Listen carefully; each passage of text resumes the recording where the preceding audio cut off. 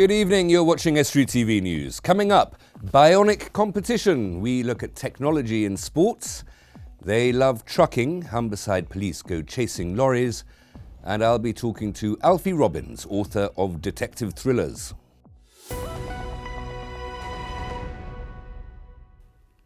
Welcome to Estuary TV News. I'm Hugh Richards. First of all, it's over to Dan Kemp for the news headlines.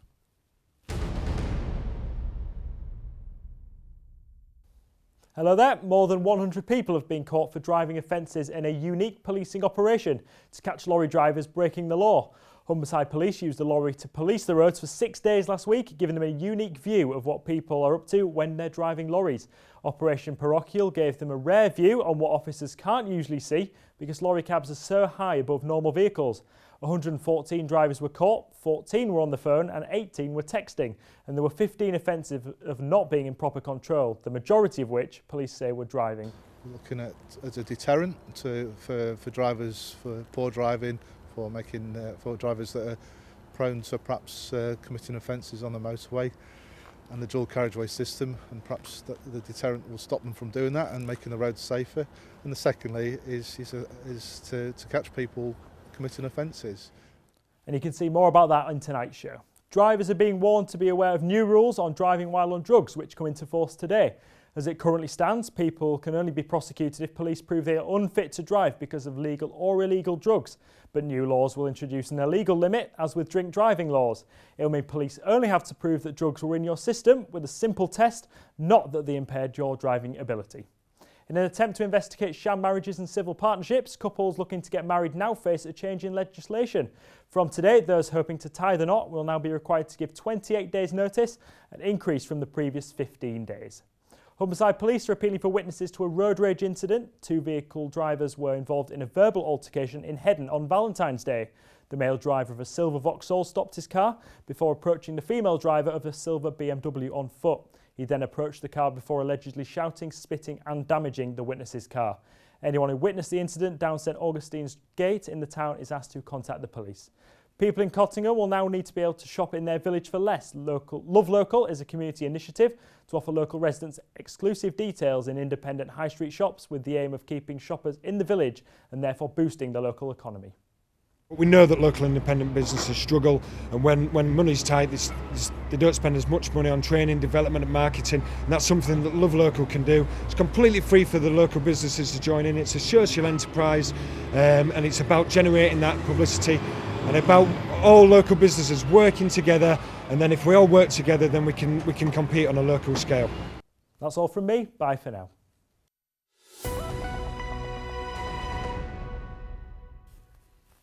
With advances in wearable technology and the increased use of technology in sport, the public are being encouraged to see what benefits sports technology could bring to their workouts or their games, as Dave Nunn discovers. Lincolnshire is joining the technological revolution thanks to its new technology hub.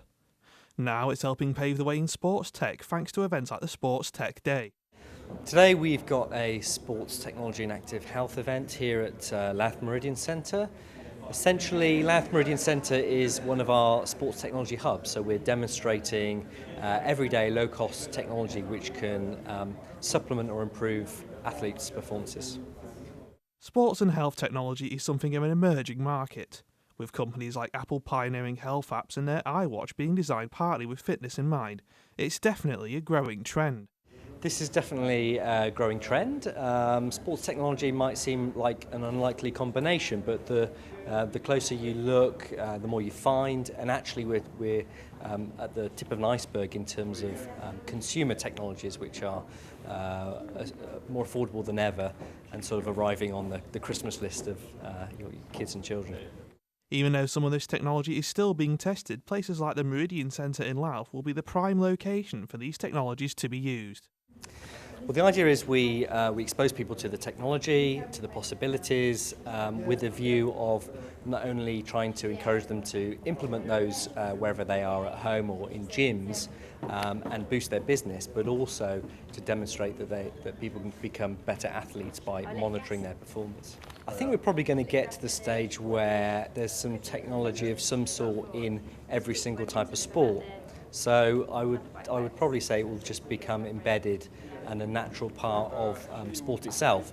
But I think where the real revolution is going to arrive is with the audience and how we consume information about sport as it's being played because of the technology in the balls, in the equipment. You're watching Estuary TV News. A little later, we'll be reflective with the Reverend Lee McNunn of St John Newland Church in Hull, and Dan Kemp will bring you all the sports news.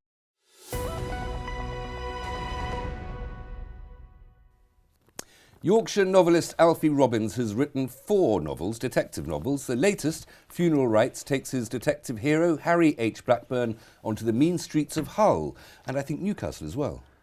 Yes, it just make a visit up to Newcastle, Hugh, as well. Alfie, thanks very much for coming in. Funeral Rites, excellent title, and the cover illustration, I seem to recognise that.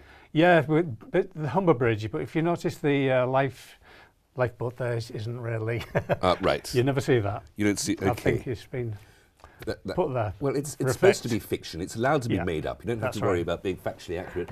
Now, tell me a little bit about the book, Funeral Rites. What happens? Well, the main central character is a gentleman called Harry H. Blackburn.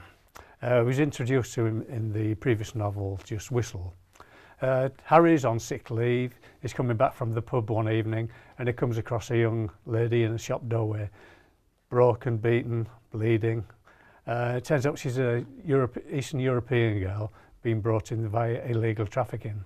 And Harry befriends the girl and then tries to look into the problem of what's going on in Hull at the time. And it turns out that the ringleader behind the whole operation is his old adversary, so then it becomes personal. He's got to bring him down. So we have a very definite goodie and a very definite baddie, as it were. Oh, and a goodie. And good. Yeah. And tell me about this detective Blackburn, Harry H. Blackburn. He's a bit of a character. Yes, he likes a drink. He likes a cup of tea, and he lives on the marina. And he spends a lot of time sat there on the marina on dark nights, looking out at the boats, twinkling there on Hull Marina.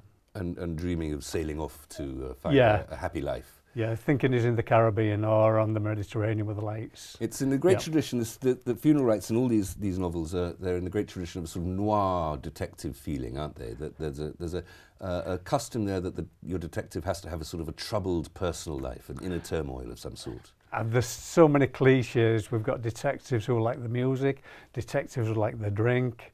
It's difficult. You've got to try and... I won't say he doesn't like a drink, because he does, but you've got to try and avoid the definite cliches along the way. So he's not got any eccentric vintage cars, he doesn't have live in a windmill or anything like that? No, I think his biggest eccentricity is he speaks to himself a lot. Well, he hears one or two voices and help him along the way with his cases. I don't regard that as eccentric at all.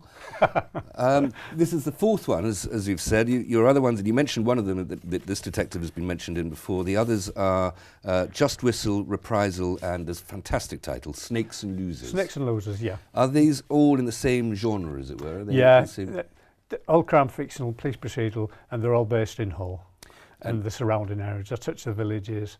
And in the early books of like Reprisal and Snakes and Losers, I refer to the old Hull quite a lot as I remember it, and trying to mingle things like St Stephen's shopping centre used to be St Stephen's Square, so I'll refer to the old pub that was in that area. And some people say, well, it's not Hull this, but it is Hull as it used to be. It's the old trick of write what you know about it, I suppose. That's it, yeah. Alfie, don't go away. We'll come back and talk a little more in a few minutes.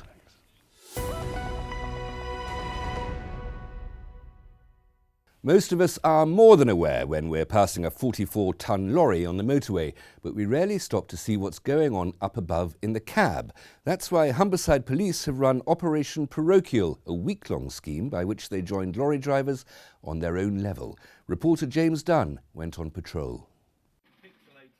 Warming up for a day on patrol, these officers will get a unique roadside view of what goes on in lorry cabs, usually out of sight to normal police vehicles. In order for a police officer to detect an offence, he must be able to see it clearly, and you can't do that if a lorry driver is well above us. If we're alongside them in the cab of the lorry, then we can see in. This week-long operation is about deterring offences by people who often feel invisible, but also enforcement. More than 100 people were caught over the 6 days, with penalties ranging from fines to court appearances. What we want is for this operation to be a deterrent. We don't want to be catching people. The whole point behind this is it's a road safety issue.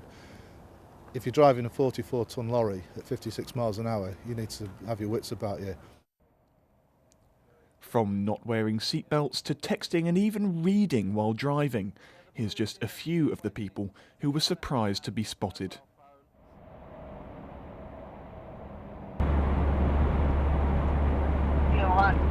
Perhaps go with that.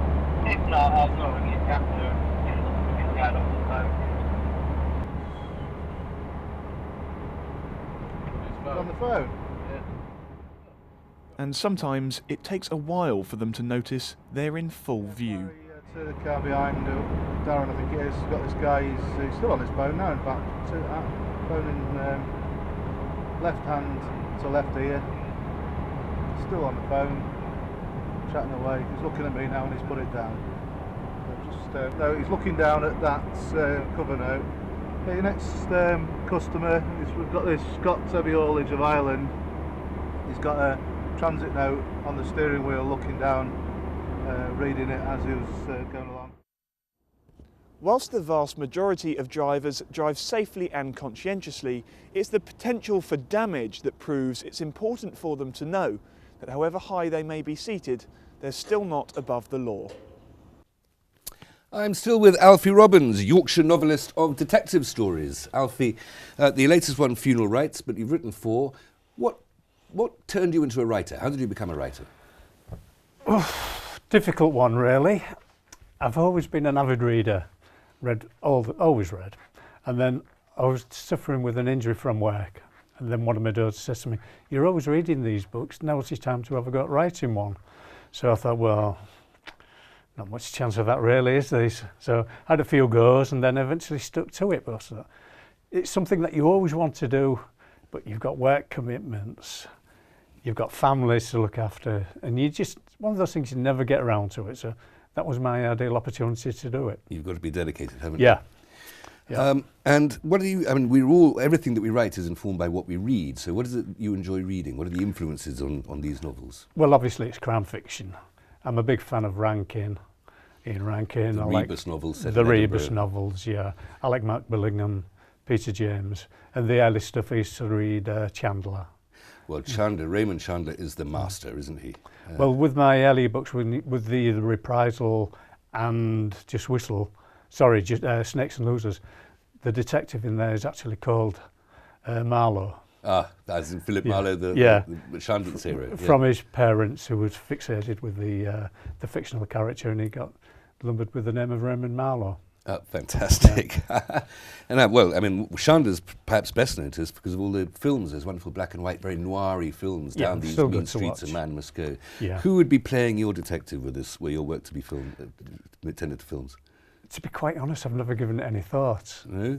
No. You don't have any dreams of Hollywood? No, you did fancy taking a part of yourself? No, I'm no actor, I'm afraid. I can't learn the lines. No, I've never thought about it really, no. What have you got on the stocks? What's coming next? At the present time, I've got Suits and Bullets with my publisher at the moment.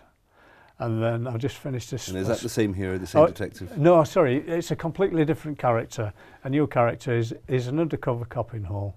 Just an ordinary detective with aspirations of promotion, undercover work, and his dream comes true when it all happens. But as it does happen, it's not quite what he was expecting in the first place. It sounds as if rather than any particular character, the main character running through your work is the city of Hull itself. It is, yeah. Well, it's such a good place. It's got its dark corners, it's got the cobble streets, it's got the old town, the high street, the marina. They're all the places I remember when I was a child, and they always stick in my mind when I'm writing the books.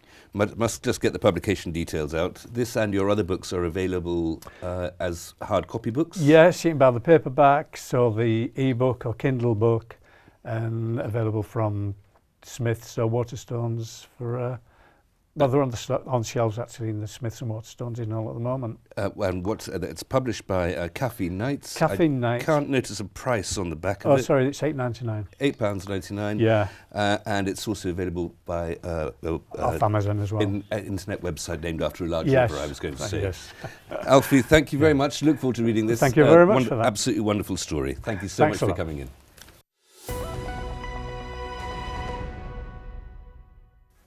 Time now for Reflections, this week with the Reverend Lee McMahon of St John Newland Church in Hull.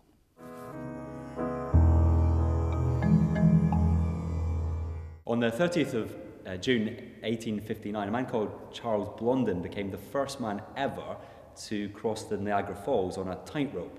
Apparently over 25,000 people gathered to watch this amazing event. They watched him climb over this little rope. They got to the other side without any safety harness, and as you can imagine, there was a massive cheer. Now, on another occasion, he decided he would ask for a volunteer to come across with him in a wheelbarrow. So he asked this crowd, do you think it's possible for me to push someone across in a wheelbarrow? And they all cheered, definitely possible. He noticed one man in the crowd who was cheering really loudly, so he said, what about you, sir? Do you think it's possible? Oh, yes, yes, yes. You're the great Blondin, you can do it. He looked him straight in the eye and he said, well, what about you? Do you think I could carry you across? Oh, yes, yes, yes, of course you could. He said, well, get in. And of course the guy decided not to. Now, I've no doubt that the man himself had an intellectual belief that it was possible for him to be carried in the wheelbarrow. But when it came down to it, he didn't have that belief, that personal trust that would get him into the wheelbarrow and across to the other side. Now, in the Bible, when you look at it, Jesus makes some big claims. He says he can give us life in all its fullness. He's not a cosmic killjoy, but he says he can reconnect us to God. He said he went to die on the cross to make it possible. But he says you get access to this amazing life that we all really need by faith in him. But what is this faith? What kind of trust does he want? Well, Jesus is wanting that faith like Charles Blondin wanted. Not a sort of intellectual belief, but that personal trust that connects us to Jesus and transforms our life now and into eternity. So I think it's just always really good to work out what kind of faith does a person have. Is it just intellectual belief at a distance? Or is it that sort of close personal trust that changes our life? And the stakes are so high, you've got nothing to lose, but I think it's always good to go and check it out yourself, because if Jesus is right, and that's a big question, everything changes. Richard Morris has come in to catch up with some of the big stories breaking this weekend. Richard. Hello once again, Hugh. What have we got? We've got Hull Marathon. Now, are you a marathon runner, Hugh? No, I take a taxi. You're a very sensible man, I do too.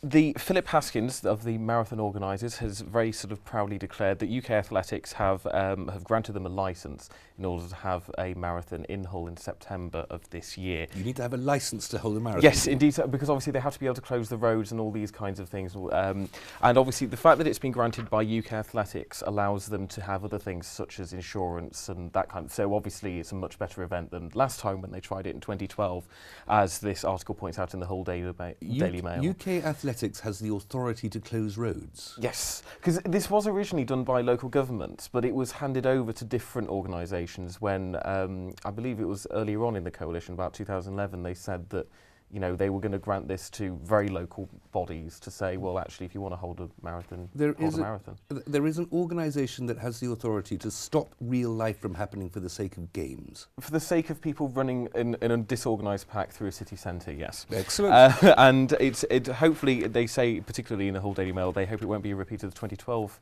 Hull Marathon, which was invalidated because it was half a mile short. Which is quite unfortunate, really, for all the runners, isn't it? That's poor staff work, isn't it? The smile on your face, I think.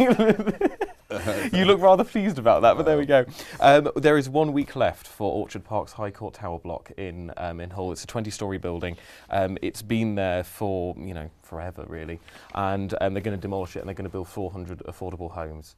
Obviously, it's quite a sad day for, residents who were in the tower block and that kind of thing. But they're hoping it'll be more affordable homes in the future. It's so strange, isn't it? In the 60s and 70s, all these tower blocks went up. In the 80s and 90s, everybody regretted it and said how awful it is. And then in this century, knocking them down, people get nostalgic about them and think how wonderful they were. It is strange. People don't like change, and then they do, and then they don't a bit. It's very We're odd. very fickle, aren't we? Yes, and the Humber Bridge Farmers Market has been cancelled due to high winds. This happened over the weekend, but of course this is all due to the sleet and snow, which is expected to continue into this evening. It's very, very odd, our weather. This is the second day of spring. This shouldn't be happening. There was snow this morning in our region. Yes. And apparently there's more expected tonight, so that'll be particularly interesting. And finally, rare waxwings have been viewed in Immingham. Rare waxwings? Yes. What prey are rare waxwings?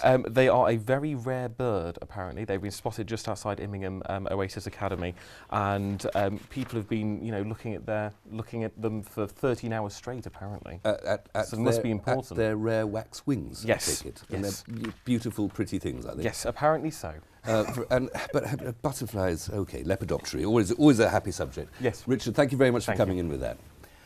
Over to Dan Kemp now for all the sports news. Excellent. North Ferriby United will play at Wembley at the end of the month in the FA Trophy final. The Villagers were tightly matched with semi-final opponents Bath City on Saturday, coming from behind in the second half through a Liam King penalty. The game eventually went to extra time and then penalties, with keeper Adam Nicklin becoming the hero and setting the side on course for a meeting with Conference Premier Wrexham on Sunday the 29th of March. Elsewhere, Hull City went down 1-0 at Stoke City. The Tigers visited the Britannia on the back of 3 games undefeated, but a Peter Crouch header split the sides, with Hull failing to have a single shot on target. Scunthorpe United only managed to pick up a 1-1 draw with the league bottom club Yeovil Town. Sub Hakiba Delican came on to score an equaliser for the Iron after they'd gone into the break behind. They're now 8 points adrift of the playoffs with a game in hand. It's 3 wins on the spin for Grimsby Town after beating Braintree Town 1-0. Craig Disley scored the only goal, as the Mariners are now 8 points from the top and 6 points ahead of 6th place. They do have a game in hand over leaders Bristol Rovers. In Super League, Hull KR beat the Wigan Warriors 22-20 yesterday. Ken Sear went over twice, with Mitch Allgood and Kieran Dixon also scoring to bring the Robins from behind to pick up the 2 points. Elsewhere, a Rangi Chase-inspired Salford Red Devils beat Hull FC 32-28. And finally, in ice hockey, the Hull Stingrays had a mixed weekend.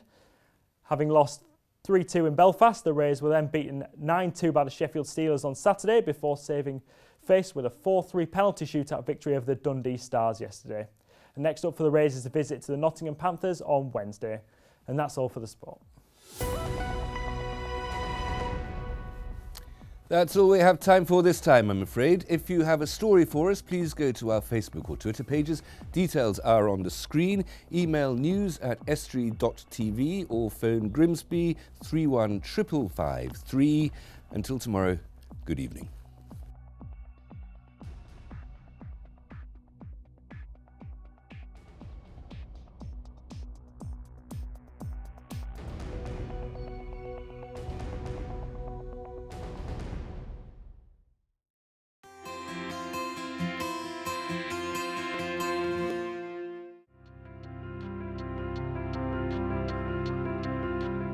Hello and welcome to Estuary TV's weather. Tuesday will be another day of sunshine and showers, sometimes heavy with a chance of thunder. The showers will continue to be wintry at times, with any slight accumulations limited to high ground, with a maximum temperature of 7 Celsius. Wednesday, some sunshine and isolated showers, perhaps wintry over high ground, and also quite breezy.